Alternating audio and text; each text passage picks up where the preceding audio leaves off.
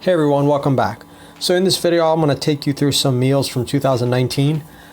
So in this first picture, this is an arugula spinach pear pecan salad. This is actually made from one of my amazing clients. This was at a party and I had at least 2 or 3 servings of this. So the nutrient information here is that arugula is actually a lesser known cruciferous vegetable, and you pair that up with spinach and you've got 2 super awesome dark leafy greens. Then you have pear, which is a satiating fruit. And now I usually don't eat pear, but in this case it worked really well. The flavor profile was unbelievable. The combination of the pecans and then the dressing that was on there was just unbelievable. All vegan, all very nutrient dense. So in this next picture we have a little meal that I had eating out at this Asian restaurant when I was in Mississippi doing the Sunfish Triathlon. Now, they had a whole bunch of obvious, your typical fried food like tempura, and you had high sodium foods, but I just wanted to show this picture to illustrate that you can make healthy choices wherever you eat. So basically I just piecemealed this out of the appetizers, and then I ordered a big old container of green tea, self-serve. So in this next picture, this is from Maxwell's restaurant. This is a red bean falafel, which is high protein. And then you have collard greens, quinoa, and grilled vegetables. And I like the red bean falafel because it had a nice little crispy outside, and it went really well. So in this next picture, we have polyphenols galore. So we have frozen blueberries. It's one of my favorite frozen fruits, and I like it because you can eat it pretty much year round. And typically, they'll pick the blueberries in season and just freeze them.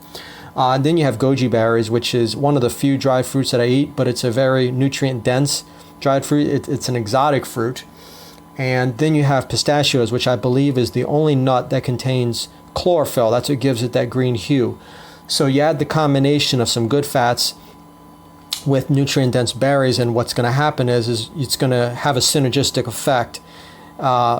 In fact, the good fats in the nut and the pistachios can actually help to absorb a lot of the fat-soluble vitamins as well as antioxidants in the berries.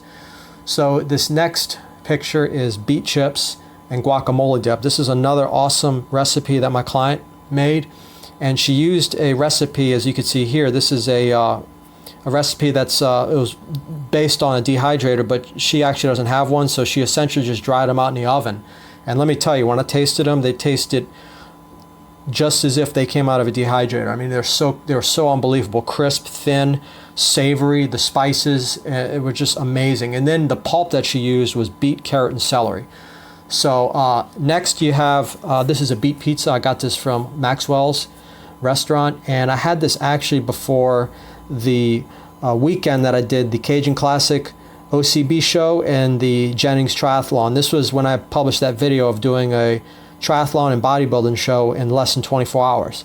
So I like the beet pizza because obviously it has beets, which is a great root vegetable. There's like a ton of research on the health benefits of beets, and I'm a big fan of them. Not just health benefits, but also performance benefits. I actually use it a lot when it comes to racing and riding. But they're also good for a pump too. They're a good pre-workout, not just for endurance, but also for strength. I mean, they're truly unbelievable. And then you have the lycopene-rich tomato sauce, which is even more bioavailable whenever it's heat processed. In this case, it was with the pizza. And this was a small pan pizza. This is like a little small, dish pizza, and really enjoyed it. In this next picture, we have eggplant pizza. Eggplant is a super awesome satiating vegetable, has a fairly high fullness factor, good source of fiber, and so this next picture we have pomegranate and protein. This is essentially a heart healthy fruit and topped with cashews, and then I have some edamame beans on the side. Here is matcha ice cream. I also refer to this as fat burning ice cream simply because it contains a potent fat burning substance in the Japanese matcha, and green tea has a multitude of many other benefits. But the recipe for this is very simple. 1 frozen banana, some almond milk. For me, I like to add a teaspoon of peanut butter, a little bit of cinnamon, and half a teaspoon of Japanese matcha, and I just whip it up in a food processor. It comes out unbelievable. All right, so in this last picture we have Ezekiel raisin bread. This is a cinnamon raisin bread, and I actually used this at various times. This was actually when I was carbing up for a race And what I like about Ezekiel bread is that it's a semi-processed whole grain, but it's a very it's one of the healthiest breads that we can actually consume for the fact that it's flourless. In other words, the whole wheat and the grains are not milled down to a flour, which increases the absorption rate by reducing particle size, making it more refined and finer. So this is more of a coarse grain, and that means it's going to lower the glycemic index and prevent blood sugar spikes. In fact, it's actually certified for diabetics, believe it or not. It's approved for diabetics, and it actually is a low glycemic bread. So that's why I'm a big fan of it. What I basically, I like to just eat it with peanut butter and cinnamon, but as you can see, that green color, that's actually mint chlorophyll. I get that from, I think I just get it from Vitamin Shop or Whole Foods. And the last thing I want to talk about is the antioxidant aspect of whole grains. So we know that antioxidants are found in fruits and vegetables for the most part. But I think whole grains, this is a lesser known aspect of whole grains, is that they actually do contain antioxidants, but they are actually absorbed further down our digestive tract in the colon. And in fact, as you can see in the schematic, that the antioxidants can sometimes get binded or basically are entrapped in fiber. And fiber is pretty much, we've always known that it's indigestible, but you know, what's interesting is it actually may not be. The gut bacteria and our gut microbiome actually have the capacity to break down dietary fiber.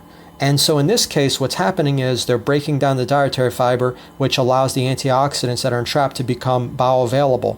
And it can increase in the circulation in a continuous slow release manner, almost like a slow release or a extended release pill or supplement or something like that. So I just found this is truly remarkable.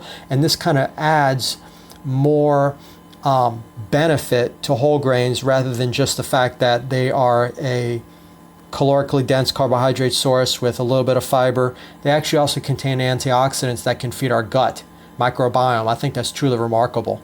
So anyway, hopefully this information was helpful to you. Hopefully these pictures of these meals are inspiring to you, and I'm glad to share them. So as always, thank you guys for tuning in, and till next time.